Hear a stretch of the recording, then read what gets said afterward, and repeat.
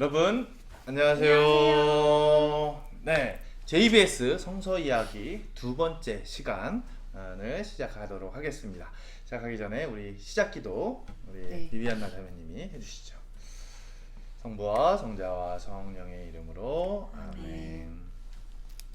테오필로스님, 첫 번째 책에서 저는 예수님의 행적과 가르침을 처음부터 다 다루었습니다. 예수님께서 당신이 뽑으신 사도들에게 성령을 통하여 분부를 내리시고 나서 승천하신 날까지의 일을 다 다루었습니다. 그분께서는 순환을 받으신 뒤 당신이 살아계신 분이심을 여러 가지 증거로 사도들에게 드러내셨습니다. 그러면서 40일 동안 그들에게 여러 번 나타나시어 하느님 나라에 관한 말씀을 해주셨습니다. 예수님께서는 사도들과 함께 계실 때에 그들에게 명령하셨습니다. 예루살렘을 떠나지 말고 나에게서 들은 대로 아버지께서 약속하신 분을 기다려라. 요한은 물로 세례를 주었지만 너희는 며칠 뒤에 성령으로 세례를 받을 것이다. 성부와 성자와 성령의 이름으로 아멘. 네, 감사합니다. 네, 우리가 이제 지난 시간부터 사도행전, 지난 시간에는 이제 사도행전 인문이었죠. 인문 개괄적인 내용을. 지난 시간에 이제 키워드는 사도행전을 누가 썼는가, 누가 썼다 그랬죠? 우리 사도행전이요? 루카. 그렇죠. 전혀 백지였었던 우리 비비안 선생님이 사도행전의 저자를 알고 있는 거예요. 네, 루카복음이 이제 썼다고. 그러니까 오늘은 이제 두 번째 시간인데요. 두 번째 시간인데 사도행전 1장. 1장. 네, 사도행전 1장부터 28장까지 있는데 오늘은 그 1장을 같이 이제 보도록 하겠습니다. 그 전에 제가 듣기로 지난주인가요? 지지난주인가? 그 저산 너머 네네네. 그 영화 우리 본당 청년들이 같이 가서 이제 봤다고 네네. 얘기를 이제 들었어요. 같이 가서 다르게 보았지만 비슷한 시기에 봤어요. 그래요? 그 영화 오늘 기사 보니까 봉준호 감독이 그렇게 극찬을 했다고 이제 그러던데 어땠어요? 이렇게 보고 나서 가장 기억에 남았던 게 순교하기 직전에 둘이서 부부가 무릎 꿇고 뭐 매달려가지고 있는데 뭐 십자가를 밟고 지나갈 거야 아니면 뭐 어떻게 할 거야 라고 했었을 때 하나님을 지킨 거? 어떻게 그럴 수가 있지? 내 남편이 죽고 내 와이프가 죽을 텐데 내 아이도 있을 거고 어떻게 그러지? 그게 너무 신기했어요. 그 신앙의 힘이 무엇일까? 그리고 또 역으로 저희들끼리 가끔 얘기하지만 우리였으면 어땠을까? 할 수 있을까? 그 신앙의 힘? 그리고 되게 소규모였고 도망다니면서 했을 텐데 어떻게 그렇게 그 힘이 어디서 났을까 궁금해요. 궁금했었고 그래. 그게 가장 기억에 남았었던 것 같아요. 우리 민정 엘리사벳은 저는 일단 김수환 추기경님 아역이 너무 귀엽고 잘생겼고 그 눈빛이 너무 선하고 맑아서 캐스팅 진짜 잘했다, 연기 너무 잘했다 이거랑 일단 그 약간 가족의 사랑을 좀 많이 느꼈던 게 엄마가 그 아들들을 바라보는 눈빛에서 사랑이 뚝뚝 떨어지고 어쩜 어머니가 이렇게 예쁜 말로 자기 자식한테 예수님이랑 하느님에 대한 사랑을 예쁘게 이렇게 전해줄까? 그래서 어쩜 저렇게 그럼 저런 엄마 밑이라면은 나여도 어렸을 때부터 너무나 예수님을 사랑하면서 커왔을 수 있겠구나 이걸 느껴서 어머니의 그런 위대한 사랑 그리고 그러니까 선조로부터 내려오는 그런 신앙 그런 것도 너무 느꼈고 아버지도 이렇게 몸이 아프신데도 아기가 우는 소리에 바로 벌떡 아픈 몸을 일으켜서 아기한테 왜 그래? 하면서 또 하늘나라 천국으로 가는 거를 또 너무 아름답게 설명해 주시고 그래서 정말 이런 부모님 밑에서라면은 이런 우리 추기경님이 그러니까 잘할 수밖에 없었구나 또 생각했고 개인적으로 저는 성가정을 이루는 것이 저의 꿈이기 때문에 그런 가정이 너무 예뻐 보였고 저도 그거 봤는데요. 한 장면만 고른다면은 가장 인상적인 게 내는 신부 안 될 기다. 내는 인삼장사 될 기다. 그리고 그 장면이 되게 이제 물론 이제 엄마가 바라는 것도 좋지만 그 아버지가 이제 돌아가시는 네. 그 모습을 보면서 엄마를 위해서 인삼을 파는 그 아이의 그 마음도 이렇게 느껴지는 책이 원작이 정채봉 고인이 되신 정채봉님의 전 책을 먼저 봤는데 거기 맨 마지막에 그런 게 나와요. 청강이 회외하나 수의 불로라고 하는 말이 나와요. 그 노자에 나오는 이야기인데 천강 하늘의 그물, 청강 하늘의 그물은 회회 넓다, 되게 넓다. 소이 불루, 이 말은 그래서 엉성한 것 같지만 새는 것이 없다라고 하는 노자의 이제 말씀이에요.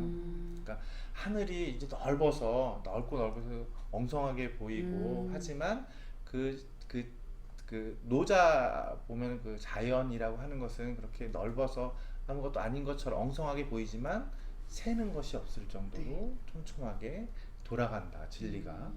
하느님도 역시 어떨 때는 우리가 정말 하느님이 어디 계시는지 나와 전혀 상관없는 것처럼 이렇게 엉성하게 보이지만 그런 하늘이라는 그물은 나에게 이렇게 촘촘한 그물처럼 새어나갈 곳이 없을 정도로 나를 이제 보고 있다라고 하는 그런 글이 저산 너머라는 그 책에 이렇게 나오는데 그것도 한번 이렇게 생각하게 하는 그런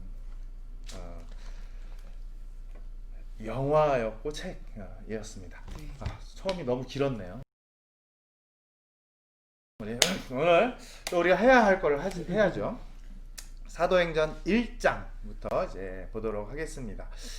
사도행전 1장부터 먼저 이제 11장까지의 이제 내용인데요. 먼저 이제 주요한 그 성서 구절을 3개 이렇게 아까 시작 기도할 때 이제 읽었었는데요. 첫 번째 1장 1절. 네. 테오필로스님, 첫 번째 책에서 저는 예수님의 행적과 가르침을 처음부터 다루었습니다. 라고 하는 게 1장 1절에 이제 나옵니다. 대략적으로 설명을 해드리면 이 1장 1절이 나오고 그 다음에 예수님에 관해서 나는 처음부터 끝까지 작성을 이제 했습니다. 그리고 예수님께서 사도들에게 두 번째 이제 1장 4절에 나와요. 예루살렘을 떠나지 말고 나에게 들은 대로 아버지께 약속하신 분을 기다려라. 이 아버지께서 약속하신 분은 바로 이제 성령이죠. 성령을 이제 보내주신다. 그래서 제자들에게 하신 말씀, 예루살렘을 떠나지 말고 여기에서 성령을 받고 그 다음에 이제 가라 라는 말씀이 1장 이제 4절에 이렇게 나옵니다. 그 다음에 예수님의 승천에 관한 이야기들이 이제 나오죠. 예수님이 하늘로 올라가십니다. 하늘로 이제 올라가시고 마지막에 갈릴레아 사람들아 왜 하늘을 쳐다보고 서 있느냐, 하늘로 올라가신 모습 그대로 다시 오실 것이다 라고 천사들이 남아있는 제자들에게 이야기하는 부분, 이 부분을 잠깐 이제 보도록 하겠습니다. 먼저 테오필로스, 우리가 지난 시간에 이제 질문을 이제 했었는데요. 테오필로스라는 이제 말은 테오스가 신이라는 뜻이에요. 테오스. 그리고 필로스라고 하는 것은 그 친구라는 이제 뜻이에요. 이게 합쳐져서 하느님의 친구, 하느님의 벗이라고 하는 그 문자 그대로의 뜻은 이제 그런데 여기에서는 이제 고유 명사로 누구의 이름일 수도 있고 아니면 일반 명사일 수도 있어요. 그 하느님의 친구라고 불리우는 그 불특정 다수일 수도 있는 거예요. 그거는 이제 확실하지가 않아요. 그래서 정말 내 이름이 테오필로스라는 어떤 그런 사람일 수도 있고 아니면 하느님의 친구라고 불리우는 뭐 신자라고 할 수도 있겠죠. 저번에도 얘기했던 것처럼 루카복음하고 사도행전이 이 테오필로스라는 이름을 똑같이 이제 쓰고 있다라고 하는 거. 이제 그 다음에 이제 첫 번째 책, 저번에도 말씀드렸던 것처럼 여기서 말하는 첫 번째 책은 바로 이제 루카복음을 이야기하는 거죠. 그리고 두 번째 책이 바로 이제 사도행전. 그래서 첫 번째 책에서는 예수님에 관한 일대기를, 자, 그 다음에 그 예루살렘에 머물러 있어라라고 아까 그 성서에 있었죠. 예루살렘에 머물러 있어라. 그리고 예루살렘에서 바로 성령을 이제 받고 제자들이 사도로서의 이제 일을 합니다. 오늘이 바로 그 성령 강림 대축일이에요. 성령. 그래서 사실 성령 강림 대축일이 교회의 생일이에요. 제자들이 바로 성령을 받고 이 교회를 시작을 했기 때문에, 교회가 시작됐기 때문에. 이해가 안 되는 표정인 것 아니요, 같은데. 돼요. 네. 교회 생일. 네, 교회의 생일, 교회가 시작된 날, 교회가 시작된 날이 바로 성령 강림 대축일입니다. 그 성령의 힘을 입어서 제자들이, 그 전에는 사실 겁쟁이들이었거든요. 막 자기도 죽을까봐 다락방에 숨어 있고 그랬는데 성령을 받고 바로 이제 180도 다른 사도가 이제 되죠.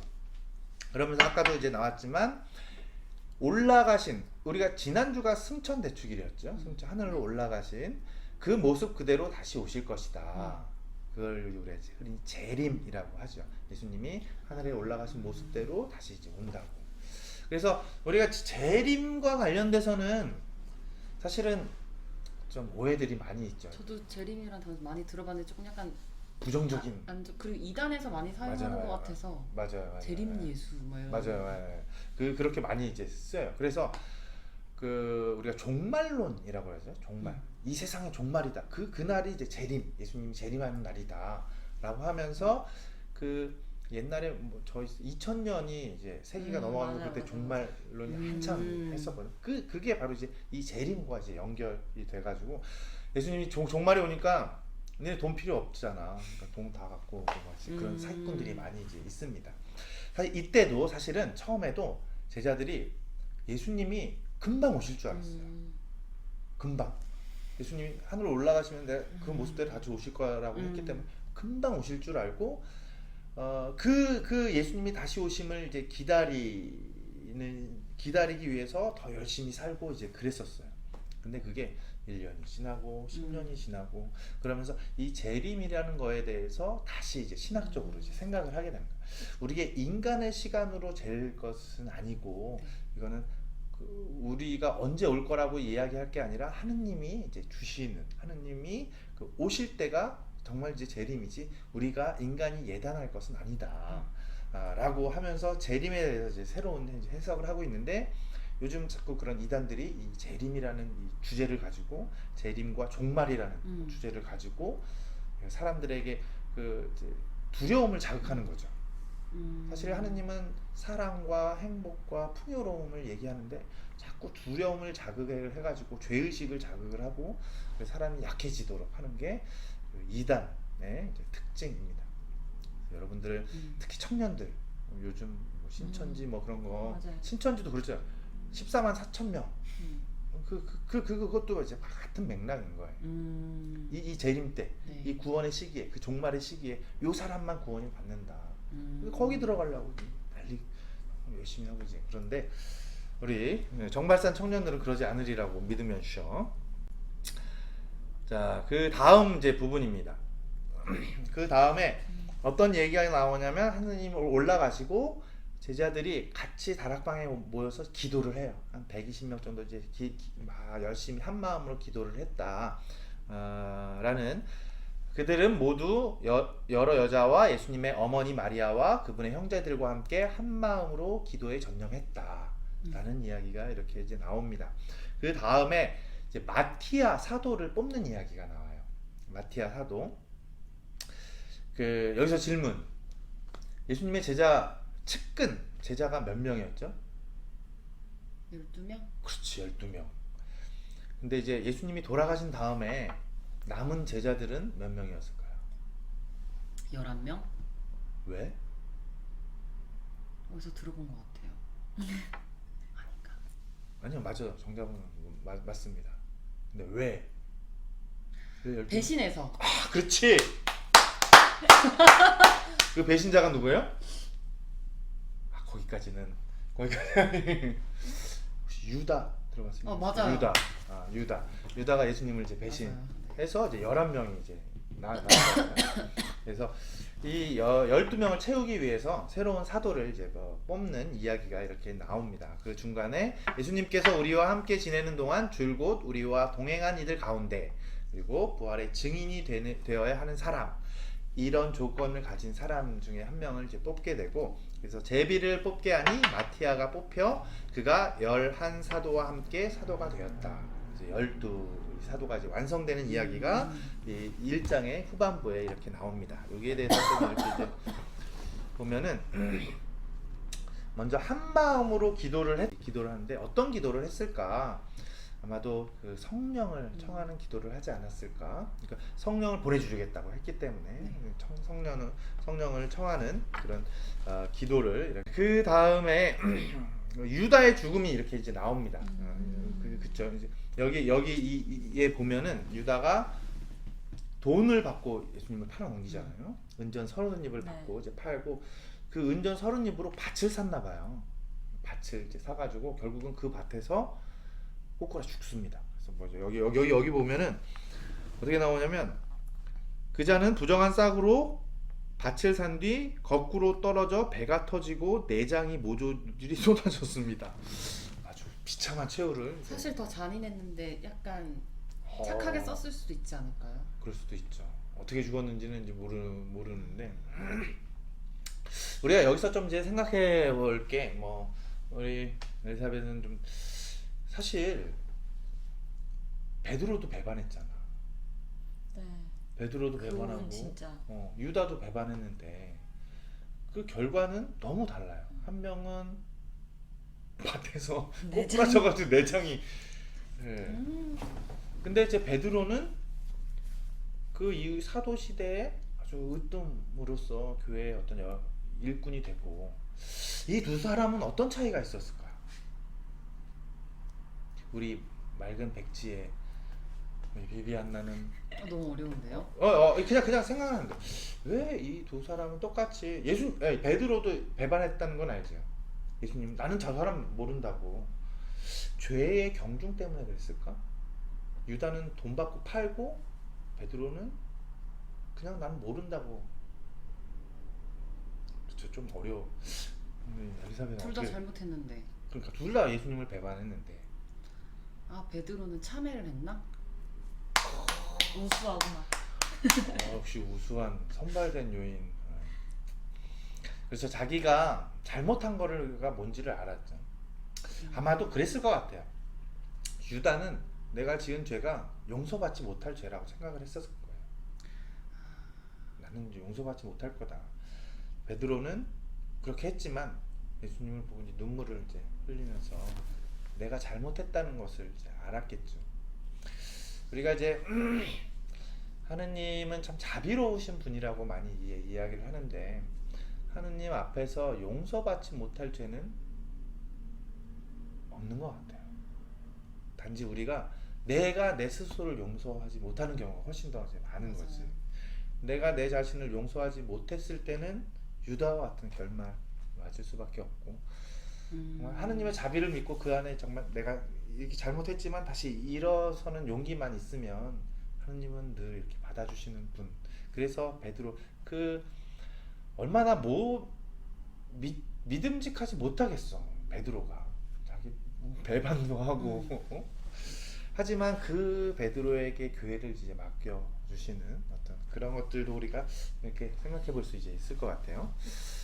그 다음에 사도가 이제 되는 조건, 이제 12명의 이제 11명의 사도였다가 거기서 12명의 이제 사도를 되는 조건이 뭐였냐면, 아까 성서에도 나왔던 것처럼 예수님과 동행을 했었던 사람 중에 한 명. 그러니까 사실 12명의 제자가 있었지만 이 사람들 말고도 예수님을 따라가는 사람이 굉장히 많았었다는 거죠. 그래서 12명의 제자 11명이 됐을 때 이 예수님과 동행을 했었던 사람 중에 한 명을 뽑자. 그리고 그 사람이 예수님의 부활을 또 목격한 사람이었겠죠. 그래야지 부활의 증인이 될 수 있으니까. 그래서 요 두 조건을 가진 사람 중에 한 명을 이제 뽑게 됩니다. 그 사람이 바로 이제 마티아라는. 원래는 성서에 보면은 두 사람이 있었어요. 마티아와 요셉이라고 하는 이제 두 사람을 놓고 이 두 사람 중에 어떤 사람을 이제 뽑을까 그러다가 했었던 방법이 바로 이제 제비 뽑기였습니다. 제비 뽑기. 이 마티아라는 이름이 가지고 있는 의미는 하느님의 선물이라는 이제 뜻이에요. 예쁘다. 근데 이 제비 뽑기라는 방식은 사실 구약 시대 이스라엘의 옛날부터 오는 방식이었어요. 그래서 옛날에 구약 시대에 이스라엘 백성이 제사를 지내잖아요. 제사를 지내는데 그 이제 염소를 2마리를 이제 가지고 와서 이 중에 한 마리를 제비를 뽑아서 어떤 거를 이제 제물로 바칠지를 이렇게 결정을 했어요. 그 의미는 이제 그런 거죠. 물론 인간이 아무 이제 염소를 뭐 염소나 뽑아서 바칠 수 있지만 하느님이 선택하는 그 공간을 마련해 주는 거예요. 인간이 2개를 뽑아서 이 중에 하느님의 하느님이 할 수 있는 것들을 이제 내어 드리는 거죠.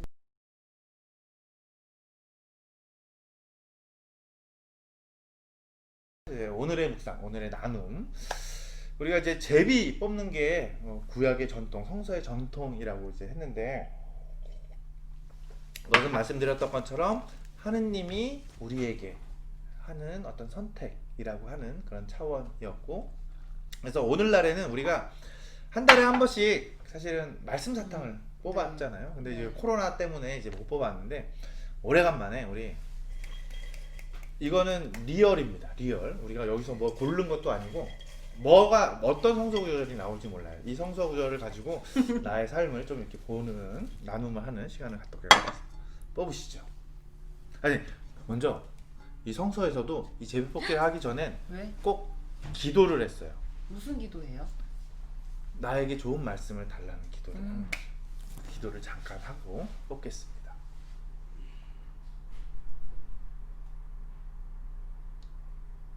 우리에게 필요한 말씀을 주소서. 아멘. 아멘. 뽑으시죠. 그러면 왠지 다시 뽑고 싶어져. 전 처음부터 뽑고 싶었던 색이 있었습니다. 나도 원래 색으로 했었는데 기도하니까 그냥 뽑. 자, 뽑았습니다. 자, 먼저 저부터. 궁금하다. 저는 야고보서 1장 19절을 뽑았습니다. 모든 사람이 듣기는 빨리 하되 말하기는 더디하고 분노하기도 더디해야 합니다. 라는 말씀을 뽑았습니다. 일단 네. 제가 먼저 할까요? 네. 저는 시편 119장 96절 네. 완전한 것에서도 다 끝을 보았지만 당신 계명은 한없이 넓습니다. 시몬 뭘 뽑았습니까? 저는 잠언 21장 21절 의로움과 신의를 추구하는 이는 생명과 명예를 얻는다. 내가 뽑은 이 구절이 지금 내가 나의 삶과 나의 신앙에 어떤 메시지를 전달해주고 있을까? 모든 사람이 듣기는 빨리하되 말하기는 더디하고 분노하기도 더디해야 합니다. 듣기는 빨리하되 말하기는 더디해라. 더 많이 들으라는 이야기 같아요. 좋은 말씀이네요. 제 삶에서 제 사제로서 그런 얘기 신부가 되니까 말할 기회가 너무 많아요. 말할 기회가 이제 너무 많은데 상대적으로 말할 기회가 많다 보니까는 듣는 것이 줄어들 수 있는 늘 위험에 처해 있는 상황인 것 같아요. 저는 저에게 하신 말씀이 아닐까 싶습니다. 민정이는? 저는 의로움과 신의를 추구하는 이는 생명과 명예를 얻는다. 저는 저의 원래 그런 뭐라 그러지? 살면서 그걸 뭐라 그럴까요? 한 문장 딱 해서 그 좌우명? 좌우명처럼 약간 그런 신념 같은 게 있는데 그것도 물론 이제 나이가 먹으면서 상황의 변화 바뀌기도 한데 저의 그거 중에 하나가 원래 정직하게 살자였거든요. 그런 걸 갖고 있었음에도 불구하고 살면서 그걸 못 지켜서 남을 상처 입히기도 하고 더 가까운 사람들을 많이 그러기도 하고 이제 반성도 하고 했었지만 약간 정의로운 걸 좋아하고 저 자체가 그래서 히어로물을 좋아하고 그런 게 있는데 그런 걸 봤을 때 의로움과 신의 저도 신의를 되게 중요시 여기고 그래서 약간 친구들을 잘 챙기기도 하고 하는 것도 있는데 이 생명과 명예를 얻는다는 거는 생각도 못했는데 명예는 어떻게 보면은 따라올 수 있다고 생각하는데 생명을 얻는다는 건 또 무슨 의미일까 그거를 생각하는 한 주를 보내야겠습니다 진짜. 네. 그래요. 조금 어렵지. 저 살짝 어려운데 이거 들어서 네. 모르겠어. 네. 어려운데 그냥 그냥 느낌 자기의 느낌. 다 끝을 보았지만 당신 계명은 한없이 넓습니다. 넓습니다. 그냥 내가 하고자 하고 생각하는 바가 있으면 다 된다 그런 느낌입니다. 혹시 그 하늘의 그물을 좀 생각해 보면 그 넓은 아까 처음 말씀해주신 하늘의 그건 넓지만 새지 않는 촘촘한. 하늘의 그물. 좋아요. 그래요. 한없이 넓습니다. 하여튼 갖다 붙이기 나름입니다. 물론 아까도 저번에도 말씀드렸던 것처럼 성서를 어떻게 내가 해석하느냐도 또 어떻게 내가 받아들이냐도 굉장히 이제 중요한 그런 부분 중에 하나인 것 같습니다. 그래요. 여기까지 우리가 두 번째 시간 마치겠습니다. 기도 마치고 마치겠습니다. 성부와 성자와 성령의 이름으로 아멘. 주님, 오늘 저희가 사도행전 1장을 같이 이렇게 공부했습니다. 하늘로 올라가시고 또 제자들에게 성령을 주시는 당신, 오늘을 사는 우리에게도 삶을 살아가는 또 신앙 생활을 해가는 그런 지혜의 성령을 내려주시고 또 당신의 여백을 이렇게 내어드릴 수 있는 그런 우리들이 될 수 있도록 지켜주십시오. 우리 주 그리스도를 통하여 비나이다. 아멘. 공부하. 아멘. 자, 다음 시간에 만나도록 하겠습니다. 안녕.